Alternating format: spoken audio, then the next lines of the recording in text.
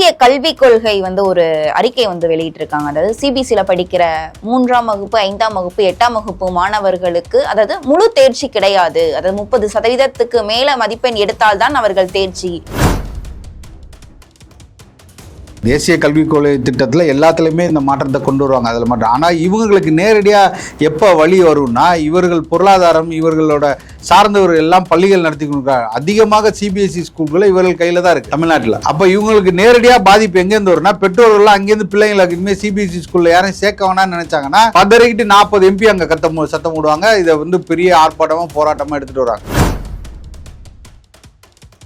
மூர்க்கமாக எதிர்த்து ஒரு தீர்வு காணக்கூடிய நிலையில் இன்னைக்கு திமுக கட்சி இல்லை. இது சத்தியம். இவர்களை நம்பி மறுபடியும் நீங்க 2026 நீங்க நம்புனீங்கன்னா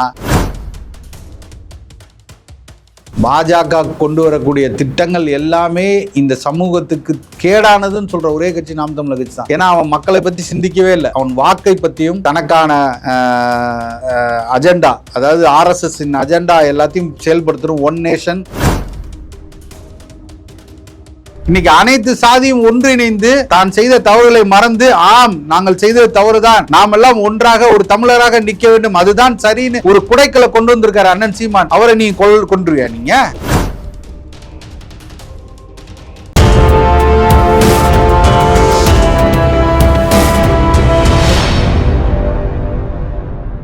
அதே மாதிரி இன்று தேசிய கல்விக் கொள்கை ஒரு அறிக்கை வெளியிட்டிருக்காங்க. அதாவது சிபிசில படிக்கிற 3ஆம் வகுப்பு 5ஆம் வகுப்பு 8ஆம் வகுப்பு மாணவர்களுக்கு அதாவது முழு தேர்ச்சி கிடையாது. அதாவது 30% மேல மதிப்பெண் எடுத்தால்தான் அவர்கள் தேர்ச்சி அப்படின்ற ஒரு தேசிய கல்விக் கொள்கை ஒரு அறிக்கை வெளியிட்டிருக்கு. இதை எப்படி ஏத்துக்கிறது? அன்பில் மகேஷ் நிறைய பேசியிருப்பாங்க, அதையும் நீங்க பார்த்திருப்பீங்க. இதை நீங்க எப்படி பாக்குறீங்க, எப்படி எடுத்துக்கலாம்? இல்ல, முதல்ல நான் சொன்ன மாதிரி தான் இது ஏற்கனவே நம்ம சொன்னதுதான். இது எங்கே கொண்டு போய் நிறுத்தும் இந்த தேசிய கல்விக் கொள்கை என்பதை நாங்கள் நன்கு அறிந்து தான் நாங்கள் முதல்ல அதை தடுப்பதற்கு எல்லா விதத்திலும் நாங்கள் எங்களோட ஆர்ப்பாட்டங்களை போராட்டங்களை தொடர்ச்சியாக செய்து கொண்டு இருக்கிறோம். இந்த அரசு மொழிக் கொள்கையாக இருக்கட்டும், இல்லை கல்வி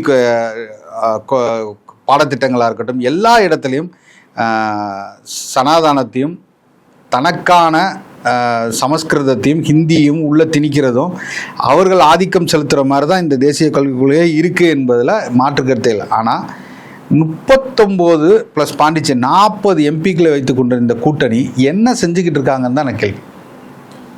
இன்னைக்கு பெற்றோர்களை போராடுங்கிறாங்க. பெற்றோர்கள் எல்லாம் சேர்ந்து தான் உங்களை இன்னைக்கு வெளில வச்சு 40 பேர் அங்கே அனுப்பிச்சிருக்காங்க. அவர்களின் பிரதிநிதியாக தான் நீங்கள் அங்கே போயிருக்கீங்க. 40 பேர் நீங்க என்ன செஞ்சுக்கிட்டு இருக்கீங்க சார்? அவங்க கேட்கறதும் சரிதானா? பெற்றோர்கள் எதிர்த்து கேள்வி கேட்டா, அதாவது மாநில அரசு கேள்வி கேட்டு ஓஞ்சிருச்சு. சோ இப்ப பெற்றோர்களும் கேள்வி கேட்டா மத்திய அரசு அதற்கு பதிலளிக்க முடியும் அப்படின்ற ஒரு இதுல தானே கேட்டிருப்பாரு. பெற்றோர்கள் மட்டும் பண்ண முடியாது, மாநில அரசும் பண்ணா. அவங்க அதையும் சொல்லியிருக்காங்க. மாநில அரசும் முயற்சிகள் எடுக்கும். பெற்றோர்கள் என்னன்னா, எனக்கு தெரிஞ்சு பெற்றோர்கள்லாம் என்ன பண்ணலாம்னா, எல்லாரும் திமுக நடத்தக்கூடிய சிபிஎஸ்இ ஸ்கூல்லேருந்து தன் பிள்ளைகளை வேறு பள்ளிகளுக்கு, சமச்சீர் கல்வி திட்டத்தில் இருக்கிற பள்ளிகளுக்கு, அரசு பள்ளிகளுக்கு அனுப்பிடலாம். அப்போ இவங்க கொதிப்பாங்க. எனக்கு தெரிஞ்சு அப்போதான் இதுக்கான ஒரு சன்ஷைன். மத்திய அரசு என்ன செய்யும்னா, சமச்சீர் கல்வியிலையும் இந்த மாதிரியான நெருக்கடி வரதுக்கு வாய்ப்பு இருக்கு. தேசிய கல்விக் கொள்கை திட்டத்தில் எல்லாத்துலேயுமே இந்த மாற்றத்தை கொண்டு வருவாங்க. அதில் மாற்றம். ஆனால் இவங்களுக்கு நேரடியாக எப்போ வழி வரும்னா, இவர்கள் பொருளாதாரம் இவர்களோட சார்ந்தவர்கள் எல்லாம் பள்ளிகள் நடத்தி கொடுக்குறாங்க. அதிகமாக சிபிஎஸ்இ ஸ்கூல்களை இவர்கள் கையில் தான் இருக்குது தமிழ்நாட்டில். அப்போ இவங்களுக்கு நேரடியாக பாதிப்பு எங்கேருந்து வரும்னா, பெற்றோர்கள்லாம் அங்கேருந்து பிள்ளைங்களுக்கு இனிமேல் சிபிஎஸ்இ ஸ்கூலில் யாரையும் சேர்க்க வேணாம்னு நினச்சாங்கன்னா பதறிக்கிட்டு 40 MP அங்கே சத்தம் விடுவாங்க. இதை பெரிய ஆர்ப்பாட்டமாக போராட்டமாக எடுத்துகிட்டு வராங்க. அப்போ தான் இது நடக்குமே தவிர, இவர்கள் நான் திருப்பியும் சொல்கிறேங்க, இவர்கள் பாஜக கொண்டு வரக்கூடிய எந்த திட்டத்தையும் இவர்கள் முழுமையாக எதிர்க்க மாட்டாங்க. இன்னைக்கு இல்லந்தோறும் கல்விங்கிறது எதில் உள்ளது? தேசிய கல்விக் கொள்கையில் உள்ளதா? அதை நடைமுறைப்படுத்துகிறாங்களே. கொஞ்சம் கொஞ்சமாக இன்ஜெக்ட் பண்ணி உள்ளே கொண்டு வந்துடுவாங்க.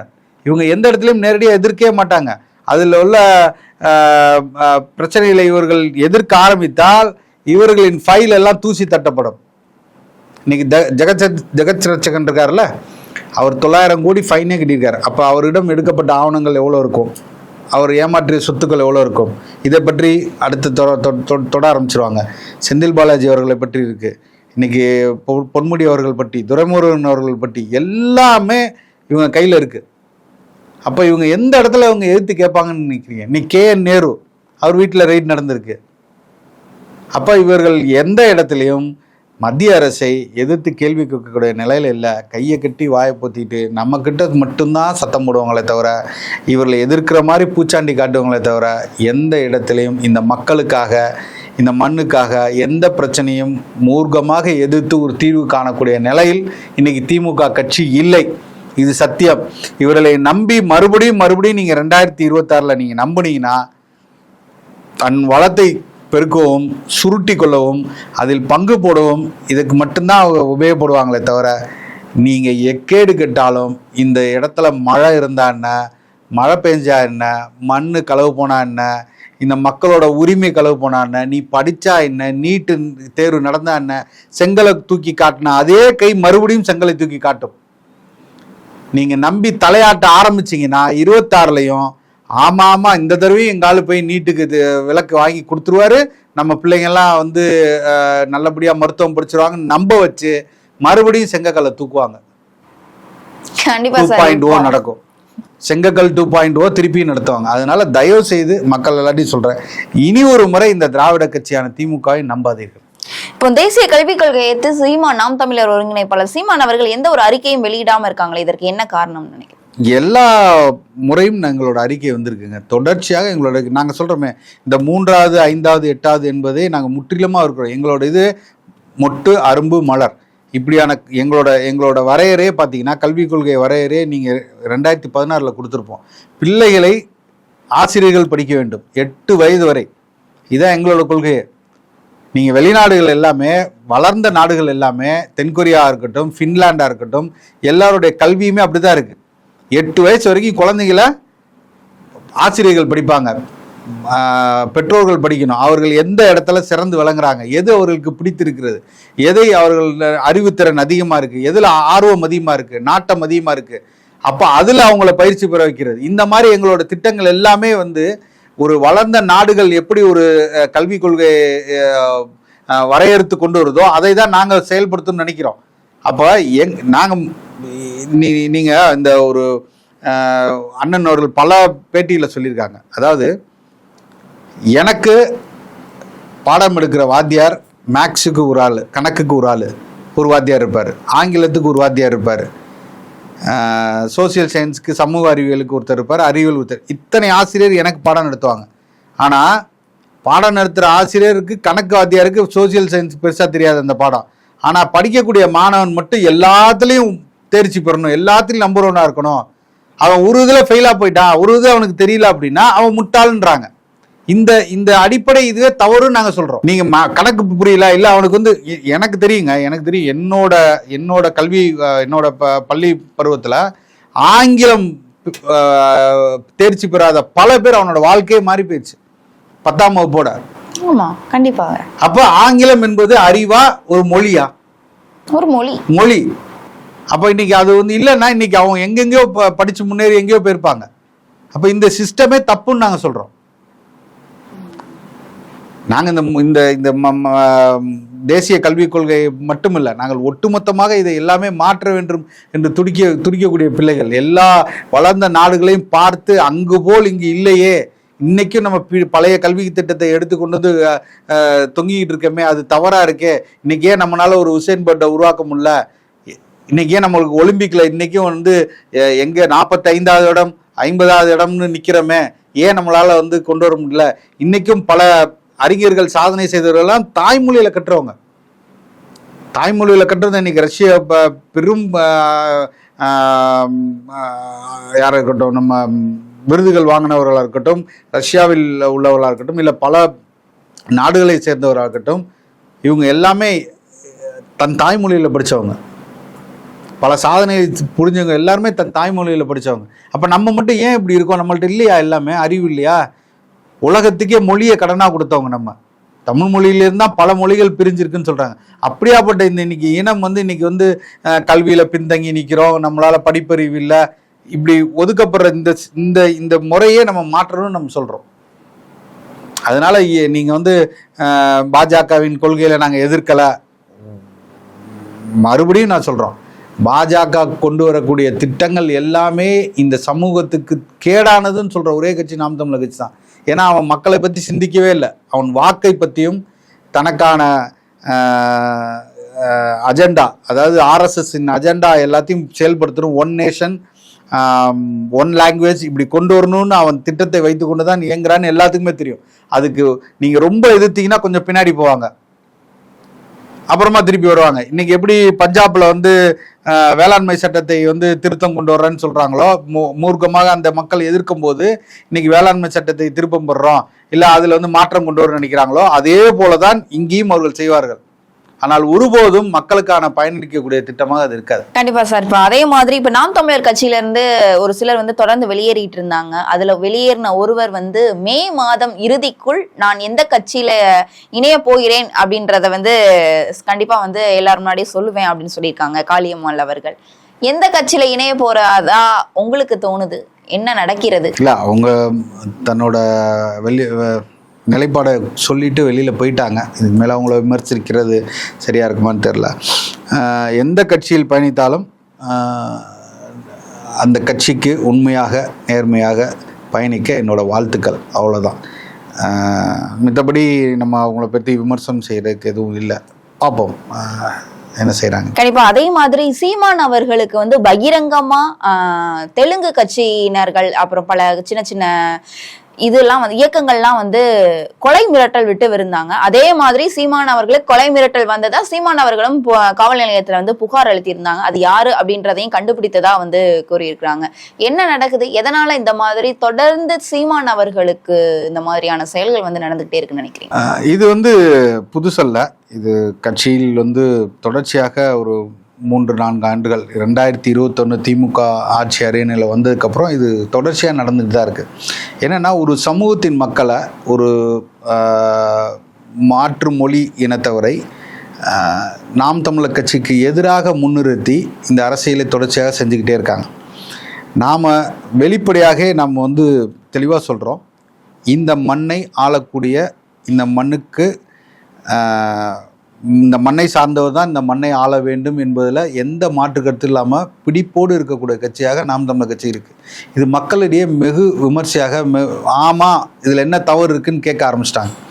அப்படியாப்பட்ட இடத்துல இன்றைக்கி வந்து ஒரு தெலுங்கு சமூக மக்களோ, இல்லை மலையாள மொழி பேசுகிற மலையாள மக்களோ, கேரள மக்களோ, ஆந்திராவோ, இல்லை கர்நாடகோ, இவங்க எல்லோரும் இங்கே ஒரு சகோதரர்களாக வாழ்ந்துக்கிட்டு இருக்காங்க. அதில் மாற்று கருத்தே இல்லை. ஆனால் இந்த தலைமை இடத்துல இருக்கு இல்லையா, திமுக தலைமை இடத்துல, அவர்களையும் நாங்கள் ஒரு கேள்விக்கு உண்டாக்குறோம். நீங்களும் திராவிடர் என்ற போர்வையில் ஒளிந்து கொண்டு இந்த தமிழர்களை நாசம் செய்து கொண்டு இருக்கிறீர்கள் அப்படிங்கிற ஒரு குற்றச்சாட்டை வைக்கிறோம். இதை தொடர்ச்சியாக நாம் தமிழர் கட்சி மக்கள் மன்றத்தில் கொண்டு போயிட்டே இருக்குது. அப்போ மக்கள் புரிதலுக்கு உண்டாகிறாங்க. ஆமாம் இல்லை, நாமெல்லாம் தமிழர் இல்லை, இவங்கெல்லாம் தெலுங்கர் இல்லை, இவங்க மலையாளி இல்லை, இவங்க கன்னடர் இல்லை அப்படின்னு அவங்களுக்கு ஒரு புரிதல் வருது.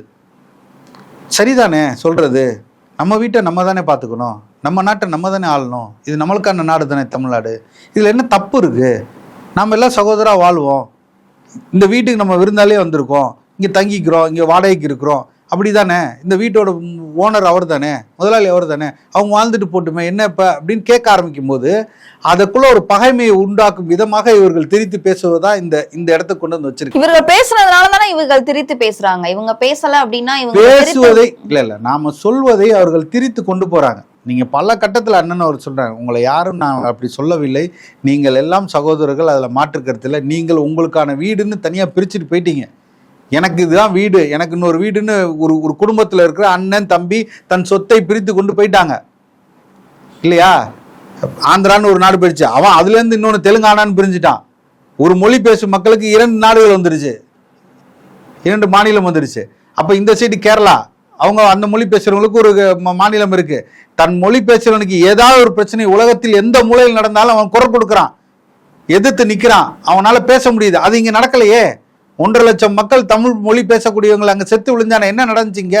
இந்த கேள்வி தானே எழுப்புறோம். அப்போ இதுக்கெல்லாம் தார்மீக பொறுப்பு எடுக்க வேண்டிய இடத்துல இந்த தமிழ் மக்கள் நிற்கிறாங்கல்ல, என் சகோதரன் அங்கே பாதிக்கப்படும். அப்போ எல்லாத்தையும் பார்க்க வேண்டிய, எல்லாத்தையும் கேட்க வேண்டிய இடத்துல இருக்கக்கூடிய எனக்கு கிடைத்த ஒரே ஒரு நிலம் இதானே. இந்த நிலத்தின் அதிகாரம் இன்னொருத்தர் போனதுனால தானே நான் இன்னைக்கு கை கட்டி நிக்கிறேன். அப்போ உங்களுக்கு அதுல உரிமை இருக்குல்ல, ஆமாப்பான்னு உங்களுக்கும் ஏத்துக்கொள்ள. எல்லோரும் போல உங்களையும் வாழ வச்சிருக்கான், உங்களையும் இந்த நாட்டுல இத்தனை ஆண்டு காலம் ஆண்டிருக்கீங்க. இவ்வளவு செய்ய கொடுத்த ஒருத்தனுக்கு நீங்க கொடுக்கறதுல ஒரு தார்மீக உரிமை, ஏன் நீங்க வந்து அதுல பிரிவினை உருவாக்குறீங்க? நாங்க பிரிவினை உருவாக்கல, நாங்கள் என் உரிமையை கேட்கிறோம். நான் உங்களை போ அப்படின்னு சொன்னாதான் அது உங்களை பிரிவினை உருவாக்குறது. நீங்க இங்க வாழக்கூடாதுன்னு சொன்னாதான் பிரிவினை உருவாக்குறது. நாங்கள் அப்படி சொல்லல, இங்க எங்களுக்கு ஆளுகிறதுக்கு உரிமையை கொடுன்னு தான் கேட்கிறோம். அப்ப இதெல்லாம் தெரிந்துதான் இவர்களை மடைமாற்றும் விதமாக இவர்களுக்குள்ள ஒரு வன்மத்தை உருவாக்கும் மாதிரி தான் இந்த மாதிரி செய்யறது. அதுல இந்த சிறு சிறு பிள்ளைகள் எல்லாம் வந்து பலிகடை ஆகிறாங்க. அதான் மன வருத்தமா இருக்கு. இவர்களுக்கு அந்த புரிதலை உருவாக்கி கொண்டு இருக்கிற நாம் தமிழர் கட்சி. எங்கள் கட்சியிலே பல மாவட்ட பொறுப்பாளர்கள், மண்டல பொறுப்பாளர்கள், மாநில பொறுப்பாளர்கள் மாற்று இனத்தவருக்கு அத்தனை பேருக்கும் கொடுத்துருக்காங்க. அப்புறம் எப்படி அவங்க பயணிப்பாங்க? இந்த புரிதல் இல்லாம எப்படி அவங்க பயணிப்பாங்க? இன்னைக்கு அனைத்து சாதியும் ஒன்றிணைந்து தான் செய்த தவறுகளை மறந்து, ஆம் நாங்கள் செய்தது தவறுதான், நாம் எல்லாம் ஒன்றாக ஒரு தமிழராக நிற்க வேண்டும், அதுதான் சரின்னு ஒரு குடைக்கலை கொண்டு வந்திருக்காரு அண்ணன் சீமான். அவரை நீங்க கொன்றுவியா? நீங்க ஒட்டுமொத்த சமூகம் ஒன்னா நிக்க இன்னைக்கு வந்து பாடுபட்டு இன்னைக்கு நிறுத்தியிருக்காரு. இன்னைக்கு இந்த மண்ணில் வந்து சமூக நீதியும் சாதி வேறுபாடையும் கலைந்து இன்னைக்கு எல்லாருமே ஒட்டுமொத்தமாக தமிழர் என்ற குடைக்குள்ள நிறுத்தியிருக்காருல அண்ணன். அப்ப இது பெரிய மாபெரும் சாதனையா இல்லையா? அப்ப இது பார்க்கும்போது இவங்களுக்குலாம் ஒரு அச்ச உணர்வு வருது. ஆமா, எல்லாத்தையும் ஒன்னா கொண்டு வந்து இணைக்கிறாரு, எல்லாரும் ஒரு மிகப்பெரிய என்ன சொல்றது ஒரு படையாக திரண்டு வர்றாங்க. 2024 நம்மளோட கூடாரம் காலியாகிறதுக்கு இவங்க முக்கிய காரணமா இருக்காங்க, இவங்க வளர்ந்து வந்துட்டாங்கன்றனால இப்படி பகைமையை உண்டாக்குறாங்க. முன்னாடி சாதிக்குள்ள உருவாக்கிட்டு இருந்தாங்க. வன்னியருக்கும் தேவேந்திர குலவர பறையருக்கும் சண்டையை உருவாக்குனாங்க. இப்ப அவங்க எல்லாம் ஒன்னா சமத்துவமா நிக்கும் போது அடுத்து என்னடா பண்றோன்னு யோசிக்கிறதா இன்னைக்கு ஒரு இனத்தவருக்குள்ள ஒரு பகைமையை உருவாக்குறது. இதெல்லாம் ரொம்ப ஆபத்தானது. இதெல்லாம் பண்ணக்கூடாது, நிறுத்திக்கணும். நாம் தமிழர் கட்சி எல்லோரையும் நேசித்து எல்லா உயிரினங்களையும் நேசித்து போற கட்சி. அண்ணன் அவர்கள் அப்படிதான் வளர்க்கிறார் எல்லாத்தையும். இன்னைக்கு எத்தனையோ முறை காவிரியில தண்ணி தராம அடிச்சு விரட்டு இங்க வந்தவங்களுக்கெல்லாம் நாங்க யாரையாவது அடிச்சிருக்கோமா? சொல்லுங்க. இன்னைக்கு ஐயா ஸ்டாலின் அவர்களை எதிர்த்து அவர் தலையில அவர் உருவபொம்மையில செருப்பு மாலை போட்டு இன்னைக்கு வந்து அவர் மேல வந்து ஒரு சொல்லக்கூடாத வார்த்தையெல்லாம் பேசி அவமானப்படுத்தினாங்களே, அன்னைக்கு கொதிச்சு எழுந்து நாங்க தான், நாம் தமிழர் கட்சி தான். இல்ல அந்த மக்களுக்கு எதிராக இங்க ஏதாவது ஆர்ப்பாட்டம் பண்ணுமா, இல்ல கொலை மிரட்டல் கொடுத்தாங்களா, அச்சுறுத்தல் கொடுத்தாங்களா? இல்லையே. அவர் பல வணிக நிறுவனங்கள் நடத்தி கொண்டு நல்லா தானே இருக்காங்க. ஒரு தவறான உதாரணம். இதை நிறுத்தி கொள்ளணும். இதை தொடர்ச்சியாக இவர்கள் செய்தார் என்றால் அது எதிர்வினைகளை தான் உருவாக்கும். கண்டிப்பா. அரசியல் களத்துல இருக்கக்கூடிய பல பிரச்சனைகளை தெளிவாக விளக்கமாக விளக்கியமைக்கு நன்றி சார். நன்றி.